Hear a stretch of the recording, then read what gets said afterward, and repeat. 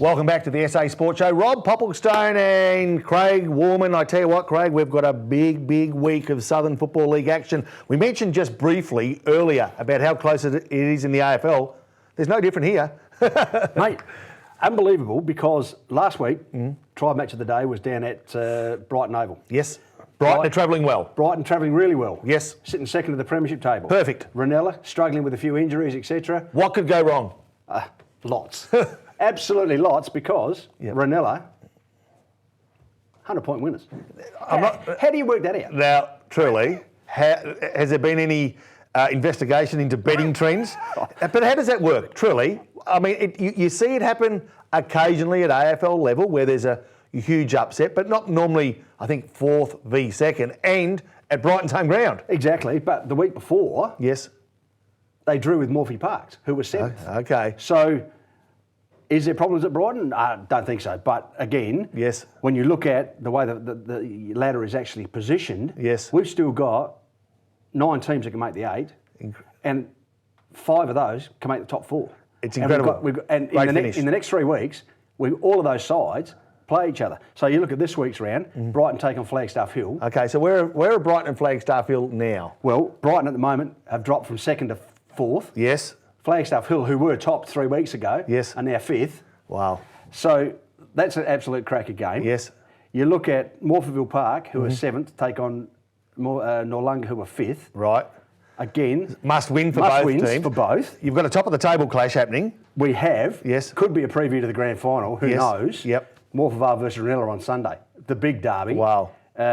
Like Ranella at home. Yeah. Going to be hard to beat, but Morphettville. Yeah. Over the last few weeks, come out of the blue, sitting top of the premiership table. I really find, really it does. I really find this intriguing, because what happens is you start to look at the ladder, and I don't care if coaches and players say they don't. They do. Yeah. They look at who they're playing and who teams that are battling for the same spots are playing, and then you start to imagine what might happen. The tricky bit gets to the point where you look at last week's result and you think, you know what? Let's give it up. You can't work out what might happen. No, because, just quickly, Brighton. Yes. This week have Flagstaff Hill. Okay. Next week have Christie's. Yes.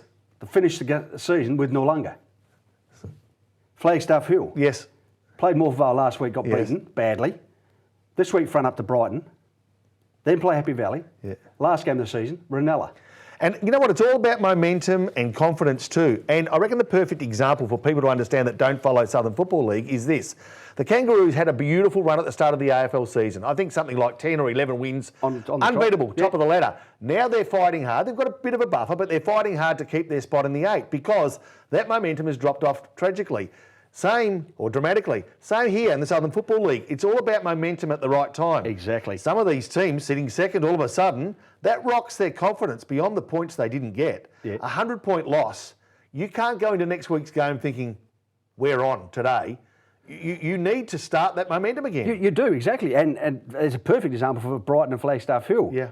Really badly beaten last week, Brighton. Yeah. Flagstaff Hill as well. They both will be absolutely desperate to have a win. So, and then you've got sides just outside who are still within touch and are in trying conditions, who are desperate to... Oh, hang on, I've got to take you up on that. For the last 10 weeks, you've been promising me rain. Have you not got rain yet? We haven't got rain on Saturday. No, I'm all serious. During the week, yep, absolute bucket loads. But we haven't had a wet Saturday yet. It's almost like, because you're right, for 10 weeks I have been saying, and you know what, I threw that in not thinking that you'd pick it up because I thought you would have had rain by now. No. Still nothing. Not on a Saturday. I tell you what, you are kissed on the backside because you're the only place, in the country that hasn't had rain. Well, okay, touch wood, because it comes.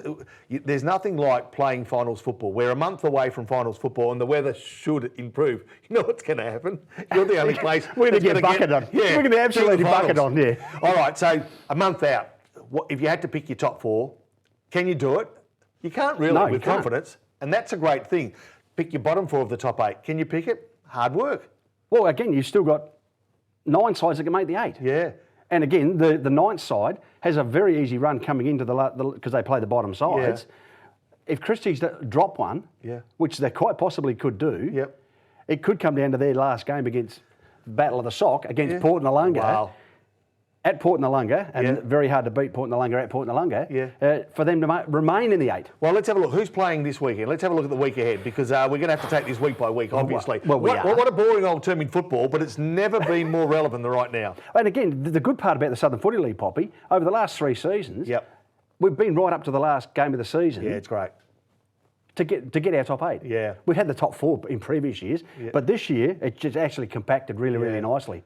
Well, what's the Tribe game this week? Well, the Tribe game this week, we've got a double header this week. Oh, okay. Double header. So on Saturday we'll do O'Sullivan's Beach, Lonsdale and Marion. Yes. But then, of course, we'll be at Ranella for the big derby. Okay, sure. Ranella versus... Give us your tips on both of those. O'Sullivan's Beach will probably win that one. Okay. Mate, toss a coin for the other one. Is that right? Yeah. Well, we saw Ranella last week against Brighton.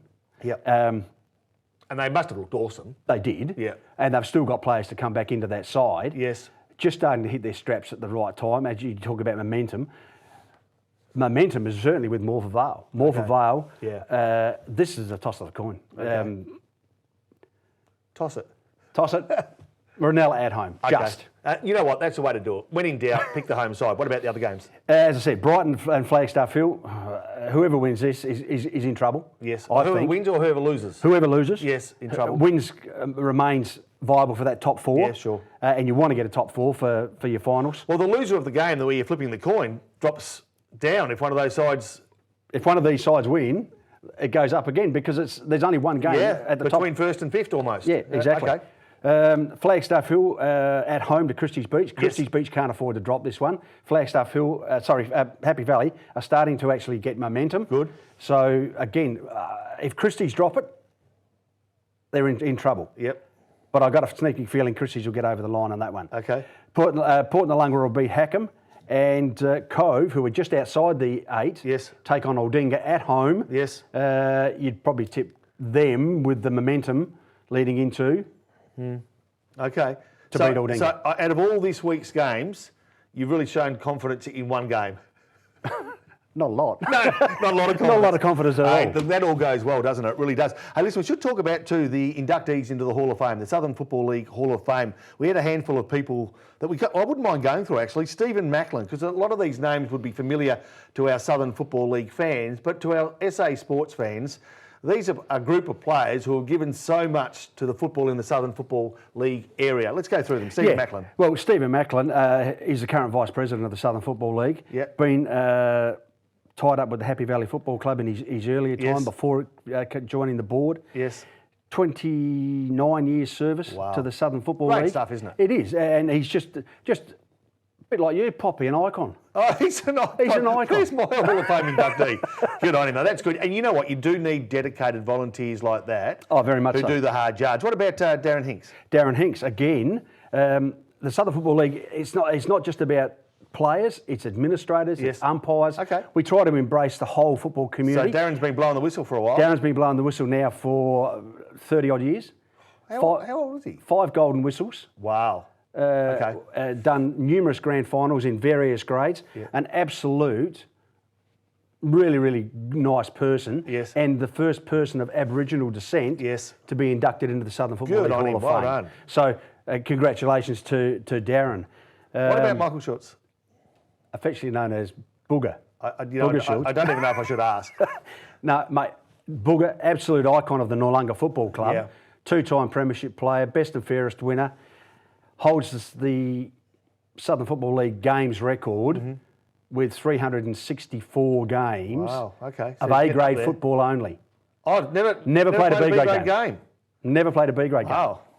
And he's still playing okay? Or is No, he still going? he's retired. Okay, 360. 364 games. Wow, good on him. And a bit like Boomer Harvey in the AFL. Not quite as many as Boomer, but great effort. You can imagine years and years of service to get that sort of number. Darren Twigden. Darren Twiggy, mate, one of the toughest men. Really? That learned it from his dad. Yeah. I ran into his dad as a little mite running around at the Marion football. Who come off second best? I did. Yeah. John's a man mountain. Yeah. But then John left Marion and went to Happy Valley. Yes. All of his sons played Happy Valley. Darren, in their golden era at the Happy Valley Football Club. Yes. 6-time premiership player. Wow, good. he also won our equivalent, the James Warren Medal, which is equivalent to the Norm Smith. Medal a couple of times.